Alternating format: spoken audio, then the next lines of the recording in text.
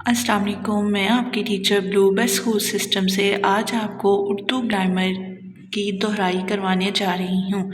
اسم، فعل، حرف کلمے کی 3 اقسام ہیں: اسم، فعل اور حرف۔ اسم کی تعریف یہ ہے کہ کسی شخص، جگہ یا چیز کے نام کو اسم کہتے ہیں، جیسے لڑکا، شہر، کتاب وغیرہ۔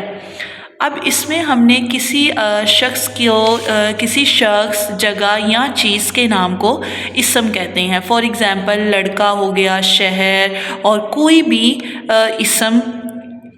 بھی چیز وغیرہ۔ فعل، جو لفظ کسی کام کے کرنے یا ہونے کو ظاہر کرے اسے فعل کہتے ہیں، جیسے آنا، جانا، لکھنا، پڑھنا، کھیلنا، کودنا وغیرہ۔ حرف کے اپنے کوئی معنی نہیں ہوتے، یہ اسم کو فعل سے ملاتا ہے، جیسے بلی کرسی پر بیٹھی ہے۔ اب آپ خود دیکھیں کہ اس جملے میں پر جو ہے، پر حرف ہے اور نمازی مسجد میں ہے۔ اس جملے میں جو میں ہے وہ حرف ہے۔